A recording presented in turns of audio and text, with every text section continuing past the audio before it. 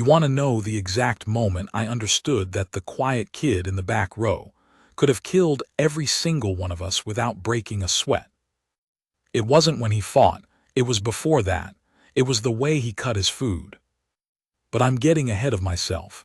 Let me start where it actually started. Let me start with the rain. It rained the day he showed up.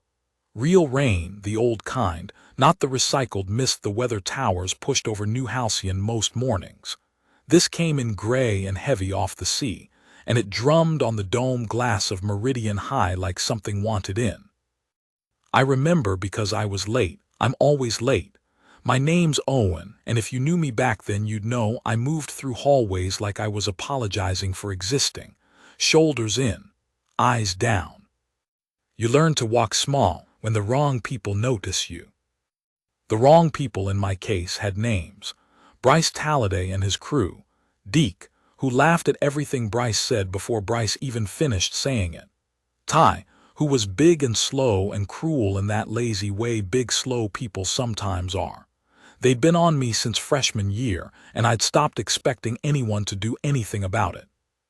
So there I was, dripping, sliding into first period history 2 minutes after the bell, and I froze in the doorway. Because someone was sitting in my seat.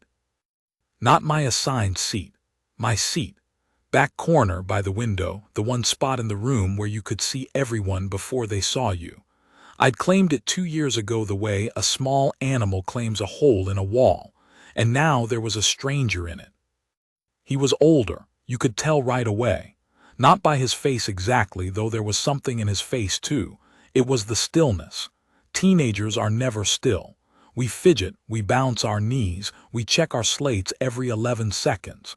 This guy sat like the chair was the last comfortable place on earth, and he intended to enjoy it.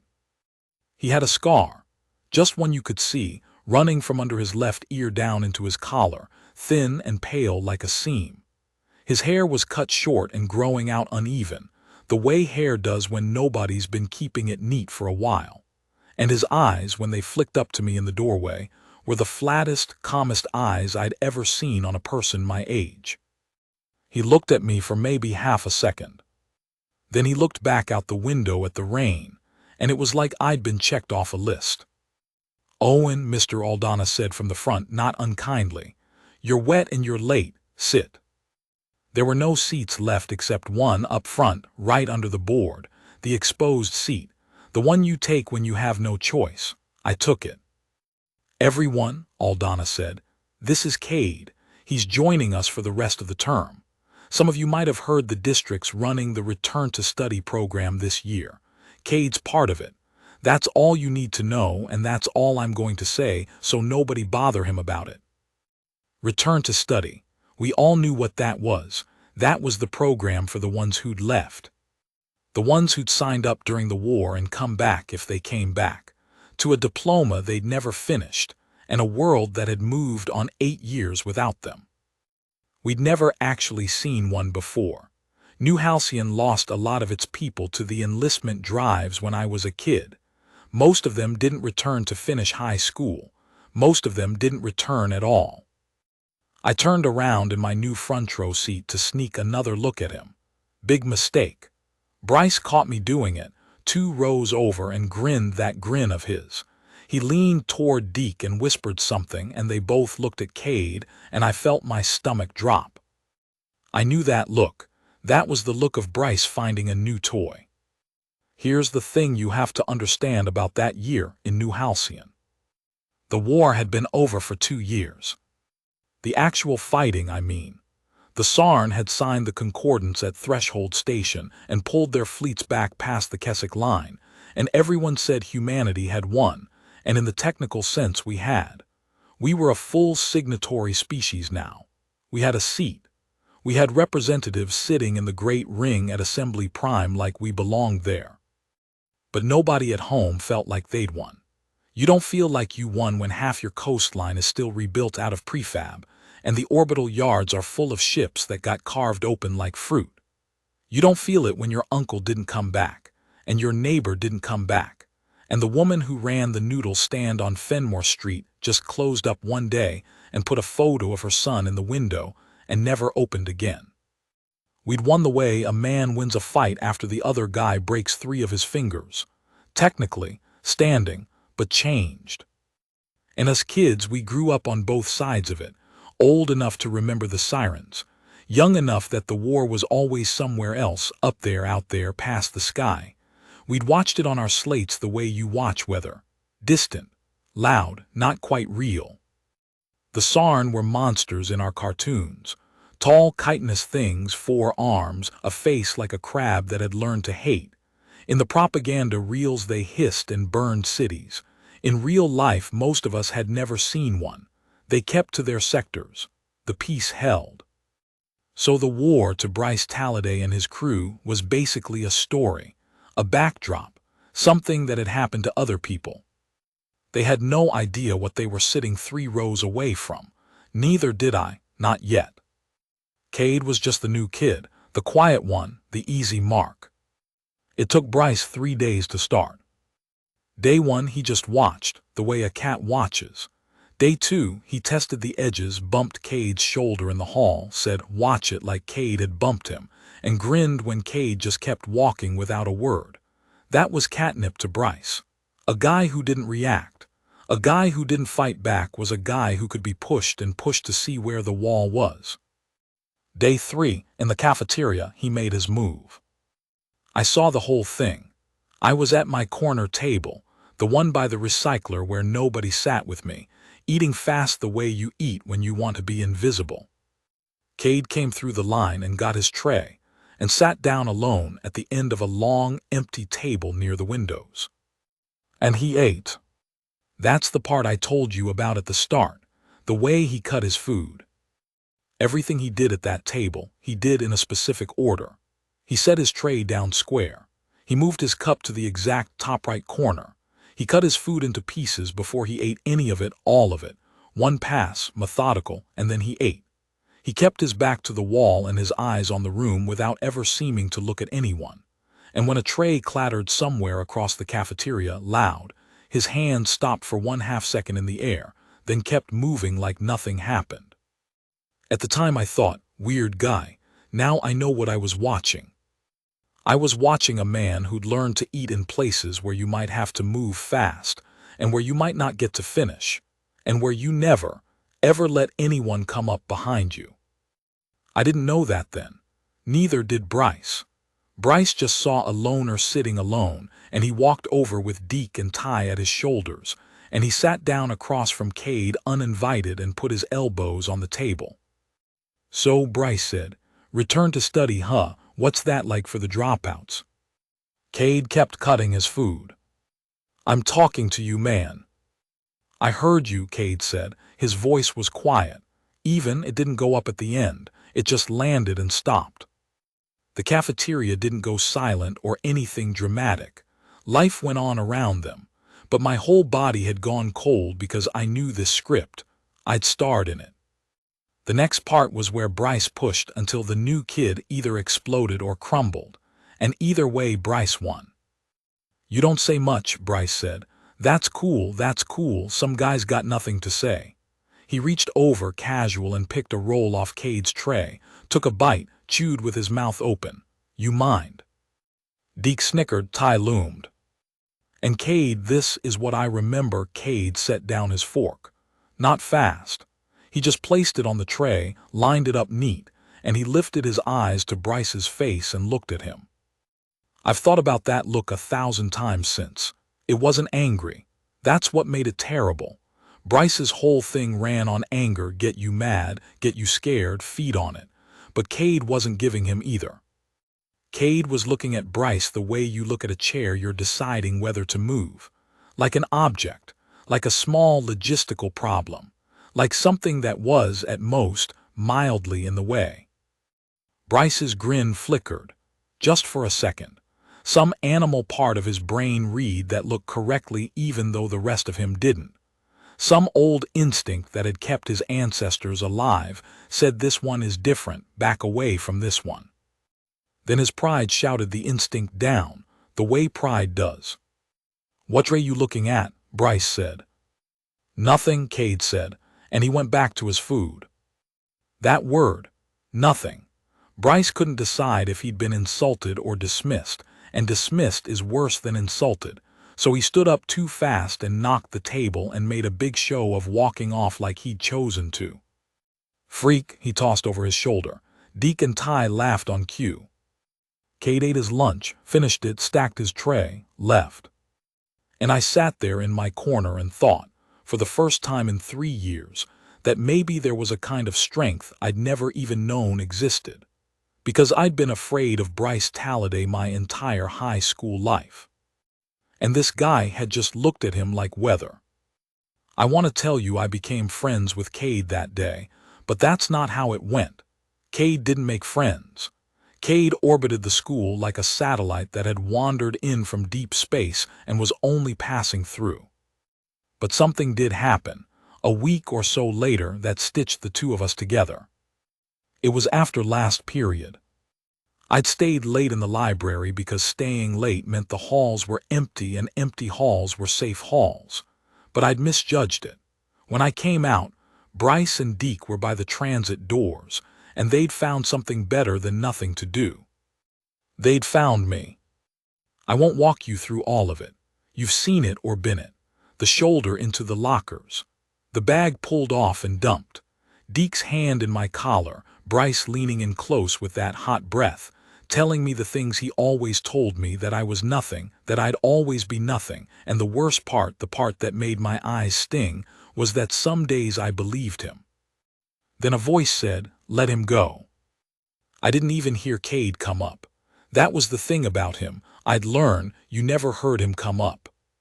1 second the hall was 3 of us, the next it was 4, and he was just there, standing with his hands loose at his sides and that flat calm all over his face. Bryce laughed, but there was that flicker again, quick under the laugh. "This isn't your problem, return to study." I said let him go. Or what? Now here's where a movie would give you a fight. Cade would break somebody's arm, there'd be slow motion, the bully would run crying. That's not what happened. What happened was quieter and I think scarier. Cade took 1 step forward, just one, and he lowered his voice so low I almost couldn't hear it, and he said something to Bryce that I only caught pieces of, but I caught the shape of it. He said something like, "You want to know how this ends? I already know how this ends. I've done it 100 times. You haven't done it once. Walk away while walking away is still a choice you get to make." And there was nothing loud in it. No threat you could report. No fist. Just a man telling another man a fact about the universe, the way you'd tell someone a bridge was out ahead. Bryce let go of me, told himself out loud he had somewhere to be, made the whole thing his idea like always. And he and Deke walked off down the hall, and Deke was quiet for once, and I saw Bryce's shoulders under his jacket, and they weren't as square as usual. Cade looked at me, bent down, picked up my bag, handed it to me. "You okay?" I nodded. I couldn't talk. I was 17 and I was crying in a hallway and I hated it. "Hey," he waited until I looked at him. "It's not you," he said. "Guys like that, it was never about you, remember that." Then he walked off toward the transit doors, and I stood there holding my bag with both arms like a little kid, and I thought, who are you? I didn't know, nobody knew. But we were about to find out. All of us at once on a Tuesday in front of the whole school. You have to understand how the day of the concordance visit was supposed to go, so you understand how badly it went off the rails. It was part of the peace, the reconciliation clauses. Every so often, as a gesture of the new order, a SARN delegation would tour a human institution, a shipyard, a hospital, a school, and human observers would tour theirs, and everyone would smile their versions of smiles and issue statements about a shared future among the stars. Symbolic. Careful, choreographed down to the minute. Meridian High got picked. Big deal. Weeks of prep. The dome glass got scrubbed until it hurt to look at. We got lectures on protocol. Don't stare. Don't point. Don't make sudden movements. The SARN read certain gestures as aggression, and we did not want an incident, and Principal Osai said the word incident so many times in one assembly that it stopped meaning anything. The morning of, they lined us up in the main atrium under the big dome. 200 students in our cleanest clothes, teachers hovering, the district reps sweating in their good jackets, and through the transit doors came the SARN. I'd seen them on screens my whole life. Screens don't prepare you. They were tall, taller than the doors were built for, so they had to duck, and there was something wrong about a thing that big moving that smoothly. 4 of them, in the deep red carapace armor of their military caste, and their movements were beautiful and awful at the same time.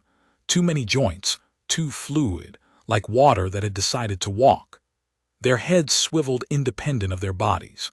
Their 4 arms folded and unfolded in patterns that meant things we couldn't read. The lead one wore markings I didn't understand then.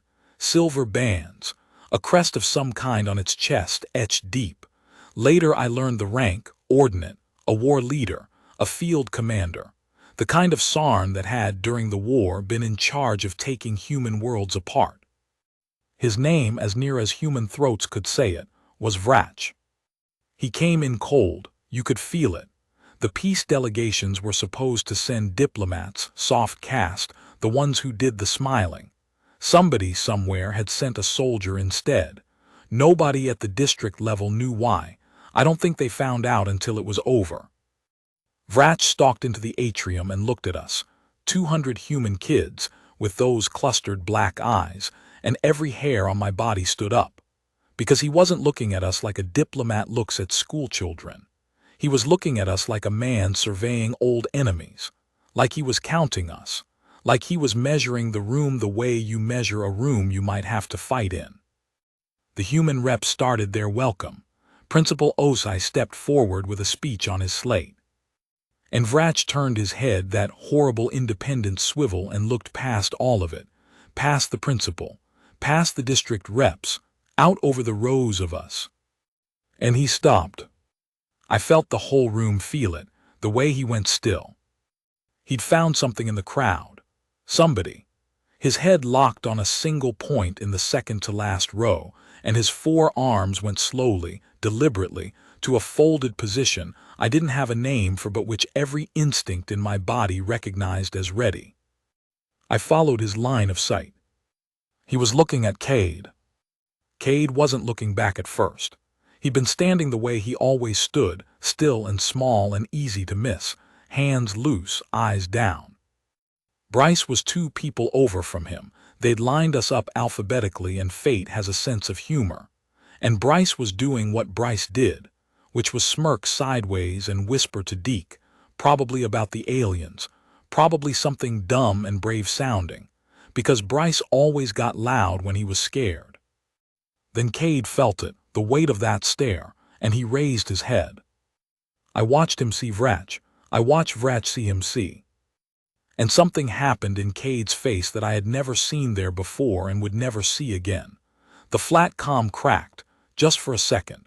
Underneath it there was a whole ocean recognition and something older than fear and something that might have been grief.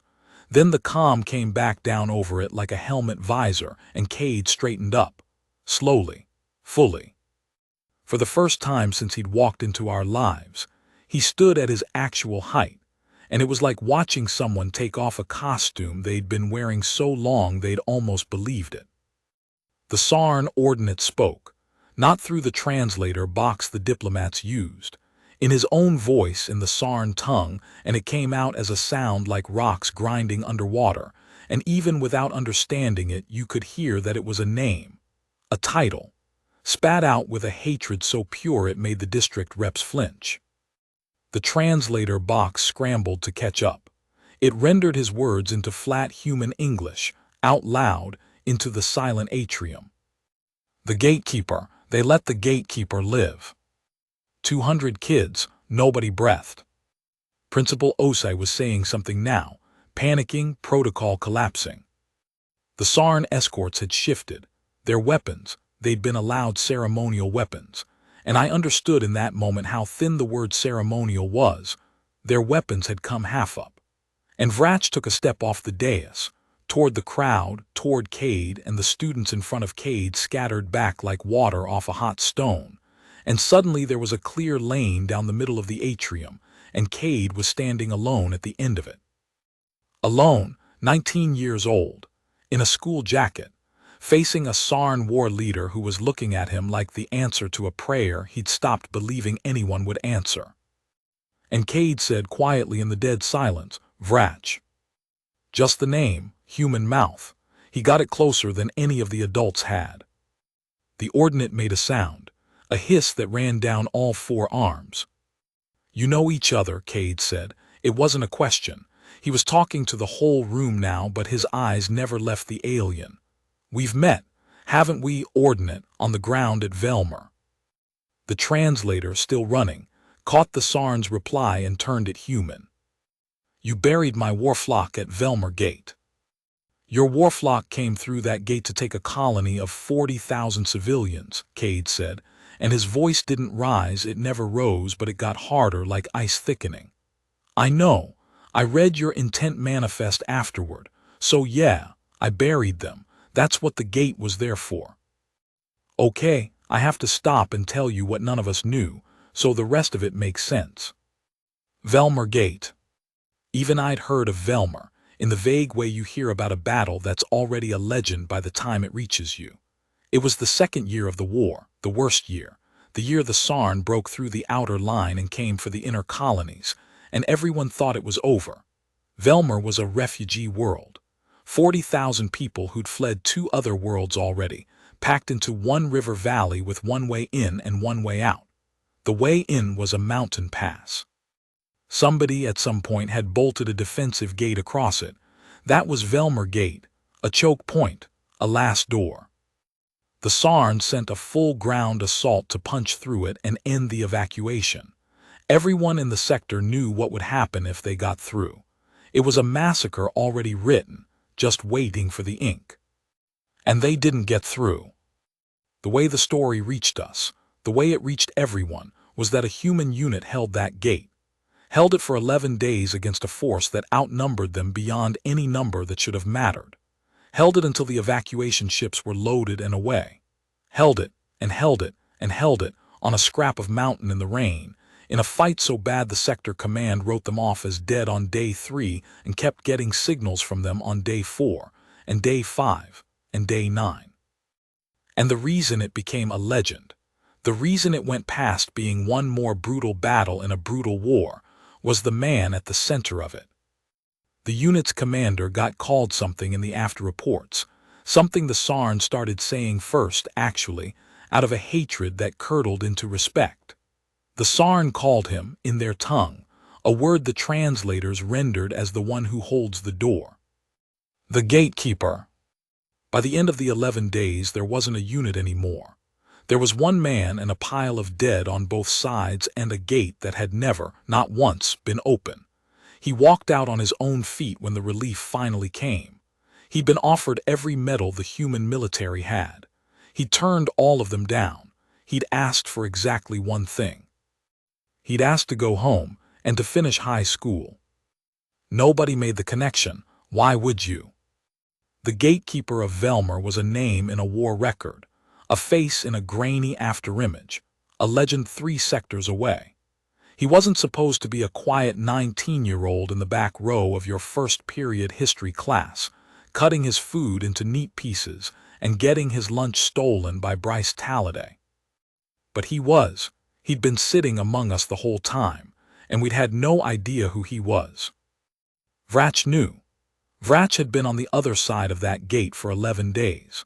Vrach had watched his warflock die against a wall of one stubborn human, and he had carried that across 2 years of peace, and he had used his rank to get himself onto a reconciliation tour of the very world where the reports said the gatekeeper had gone to ground. He hadn't come to smile. He'd come to find him. "Everyone moved to the walls," Cade said. He said it in the same even voice he'd used to hand me my bag in the hallway, but it moved through the room like a current. 200 kids and a dozen adults pressed back toward the walls, and I went with them, and I remember Bryce right next to me suddenly, All his color gone, his mouth open, no smirk anywhere on his face. Just a scared kid. Same as me. Same as everyone. The Sarn escorts had their weapons up now, all the way up. The ceremonial pretense was gone. Principal Osei was babbling into his slate for security that wasn't coming fast enough. The teachers had gone white. Ms. Okonkwo had her arms spread wide in front of a knot of underclassmen like her body could stop a plasma bolt. And in the middle of the cleared floor, Cade, the gatekeeper, turned in a slow circle, taking it all in, the exits, the angles, the Sarn positions. I watched him do it, and I finally understood the food, the seat by the window, the way he never let anyone behind him. This is what he was. This is what the war had made him and never unmade. He read a room the way I read a page. "Ordinate Vrach," he said, and now he pitched his voice to carry to the whole atrium, to the aliens and the humans both. "You're a signatory to the concordance, same as me. You know what happens if a Sarn officer spills human blood on a treaty world during a reconciliation tour. It doesn't restart the war. It ends you. Your caste. Your line. Everything you swore to protect when you signed." The translator ran it back the other way, and Vrach's reply came through jagged. "I did not sign. My ordinate mother signed. I buried what I loved at your gate. There is no treaty deep enough to cover that ground." "I know," Cade said, and here's the part nobody expected. His voice went soft. "I know, I've got graves too, Vrach. I've got 11 days of them. I didn't want that gate. I didn't want any of it. You think I wanted to spend 2 years of my life killing your people in the rain?" He took a step forward, toward the alien, unarmed, in a school jacket, and the whole room made a sound, a small collective flinch, and I heard Bryce whisper "no, no, no" under his breath like a prayer. "You came a long way to kill me," Cade said. "I get it, part of me's been waiting for you. I'll be honest, some nights I'd have let you, but not here." He gestured one small motion at all of us pressed against the walls, 200 kids. "Not with them behind me, because that's the whole thing, isn't it? That's the only thing it was ever about. You and me, we're the same in this one way, ordinate. There's a door, and there's people behind it, and we stand in it." He spread his hands, empty. "So here's your door," Cade said. "I'm standing in it, same as Velmer. You want to get past me to them, you come through me. But you already know how that goes. You watched it for 11 days. I have played that moment back in my head, more times than any other moment of my life. Because here's what I think really happened, and it took me years to understand it. Vrach didn't come to that school to win a fight. Some part of him, the part that had carried this grief across 2 years and half a galaxy, needed to stand in front of the thing that broke him and understand it.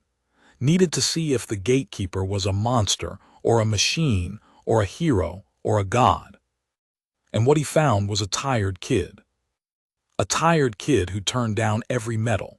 A tired kid who'd gone home and tried to become a person again by sitting in a history class and getting his lunch stolen, and never once telling anyone what he'd done. A tired kid who, faced with a war leader who'd come to kill him, wasn't reaching for a weapon or reaching for glory. Was reaching instead to stand in the door one more time. Not for himself, for a bunch of kids who'd never even said hello to him. Vrach stood there for a long, long time. The forearms slowly came down out of the ready position.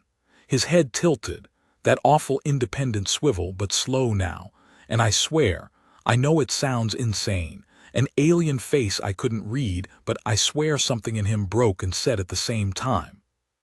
"The reports named you a butcher," the translator said. "My warflock named you a wall. I came to learn which was true." "Both," Cade said. "That's what a gate is. Ask the people who got through it." The Sarn ordinate was quiet. Then he made a gesture I'd never seen, all 4 arms, crossing over the etched crest on his chest and lowering. His escorts hissed, confused, but they followed. Their weapons came down. 40,000, the translator said. Vrach's voice, rendered flat and human and somehow underneath the flatness, wrecked. "You held for 40,000. "They had names," Cade said. "I've still got the manifest, all of them. I read it sometimes. so I don't forget what the 11 days bought. A sound came out of the ordinate then that the translator didn't even try to convert. It just let it stand. And I have thought about it every year on the anniversary, and I have never decided whether it was a war cry or a sob, and I have come to believe that for the Sarn in that moment, the two were the same thing.